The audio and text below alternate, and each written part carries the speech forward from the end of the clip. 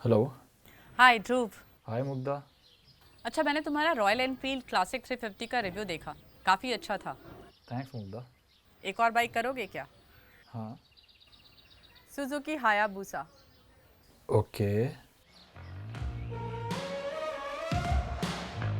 Hear the thunder, you know that I'm on my way.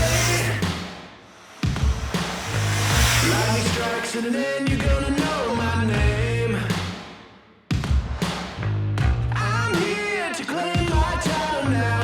I'm here, the king that wears the crown. You better back down, you better back down. I'm the greatest of all time. I'm the greatest of all time. I'm the greatest of all time.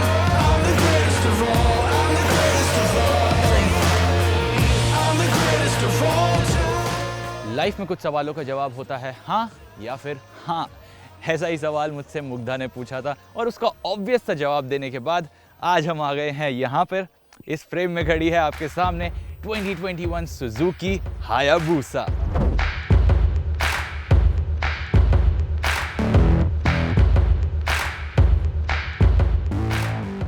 ये motorcycle हमारे पास एक या दो दिन नहीं, पूरे हफ्ते रही है। इसका मतलब मैं आपको सिर्फ रिव्यू नहीं, इसके साथ रहने का एक्सपीरियंस भी बताऊंगा। तो देरी किस बात की, चलिए ये वीडियो शुरू करते हैं। अब सुजुकी हायाबुसा एक्सपीरियंस शुरू होता है with the way this motorcycle looks. ये मोटरसाइकिल पार्क होने के बाद भी बहुत फास्ट लगती है और ये थर्ड जनरेशन मॉडल पहले से काफी मॉडर्न और शार्प दिखता है।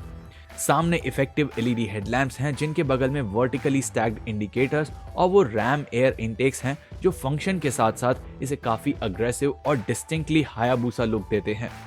और इस sparkle black with candy gold accent paint scheme में तो ये लाजवाब लगती है।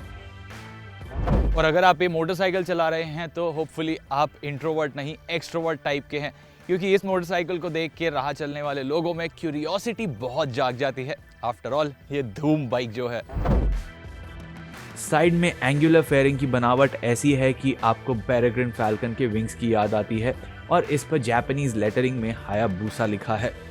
सीट के नीचे दिए गए पैनल पर टेक्सचरिंग और कैरेक्टर तो ऐड करती है, बट लीन करते वक्त लेग्स को अच्छी ग्रिप भी देती है। और वो बड़े बड़े डुअल एग्जॉस्ट भी इसकी बल्की बॉडी के साथ अच्छा मेल खाते हैं और इनमें से आने वाला इनलाइन 4 एग्जॉस्ट नोट भी काफी बेसी साउंड करता है, which adds up to that big bike experience. इसके अलावा पीछे accessory cowl, stylish LED tail lamps हैं और रेगुलेटरी सारी गार्ड और फ्रंट नंबर प्लेट भी काफी अच्छे से इंटीग्रेट किया गया है। हालांकि बाइक इतनी बड़ी है कि इसका 17 इंच का 190 सेक्शन टायर भी इसके नीचे कॉम्पैक्ट लगता है। अभी मोटरसाइकिल इतनी रिकग्नाइजेबल और इतनी आइकॉनिक है तो लोगों के कैमरा फोन्स तो बाहर आ ही जाते हैं, लेकिन इसके साथ साथ ट्रैफिक सिग्नल्स पर आपसे ढेरों सवाल भी किए जाते हैं। कितने की है ये मोटरसाइकिल, माइलेज कितनी है और इसके साथ साथ इसकी टॉप स्पीड कितनी है।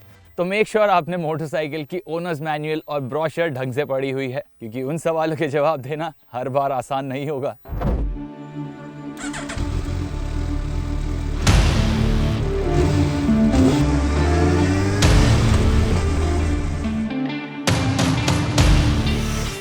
और जब आप उस अटेंशन को पीछे छोड़ना चाहते हैं तब एक्शन में आता है इसका लेजेंडरी 1340 सीसी का इनलाइन 4 सिलेंडर इंजन।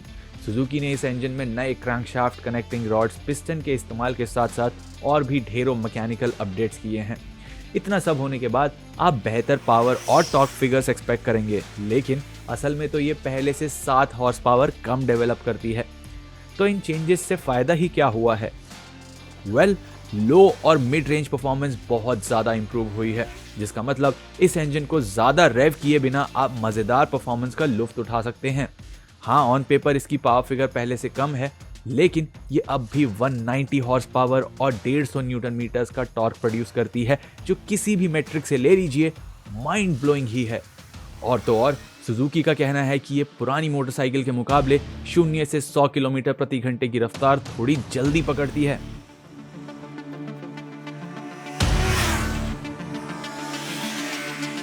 हायाबुसा का 6 स्पीड गियर बॉक्स भी काफी तेज है, लेकिन स्लो स्पीड्स पर गियर शिफ्ट्स उतने स्मूथ नहीं होते जितना आप उम्मीद करते हो। बट ये मानना पड़ेगा कि इसका बाई डायरेक्शनल क्विक शिफ्टर काफी सीमलेस है।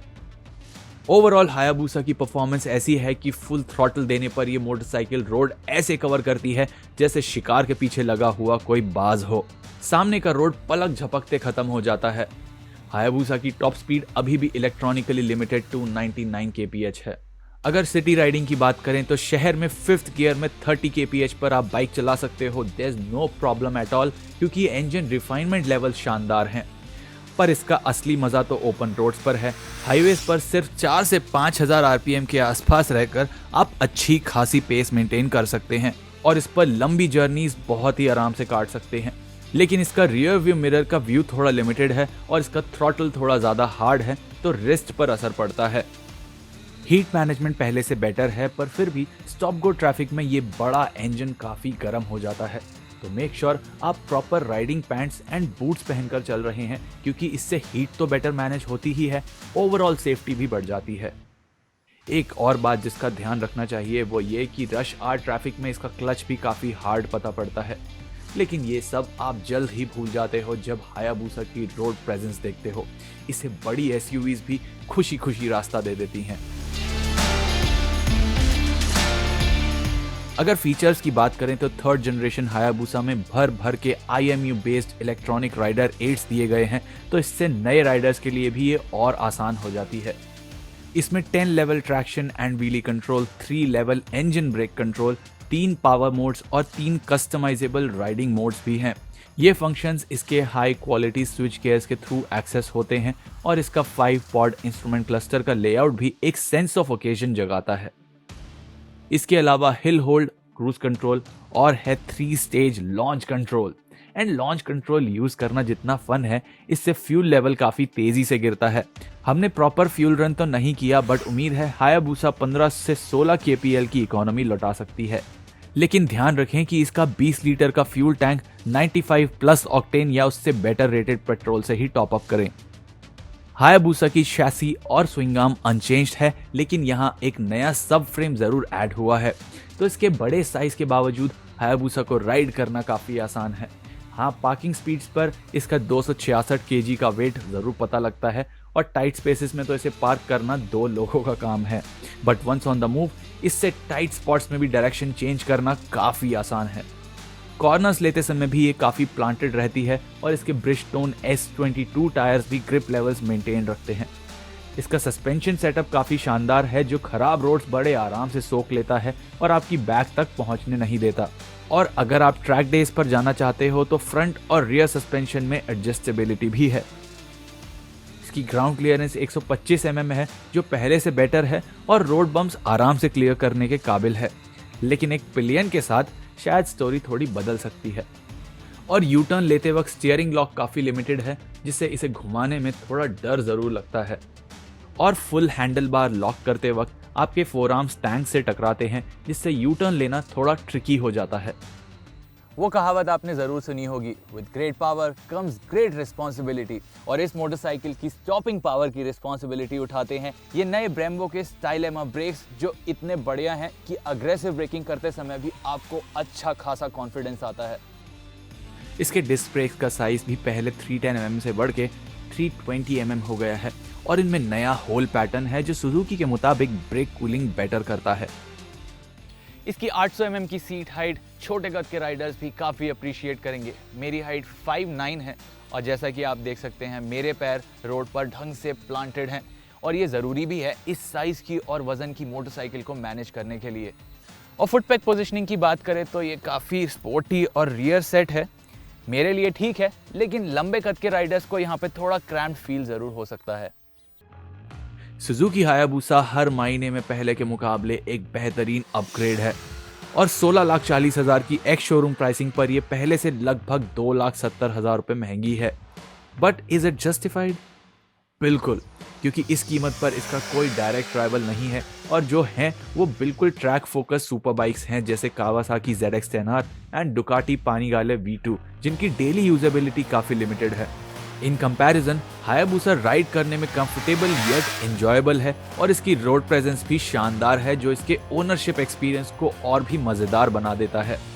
इनफैक्ट हर राइड के बाद आपके चेहरे पर स्माइल आना गारंटीड है।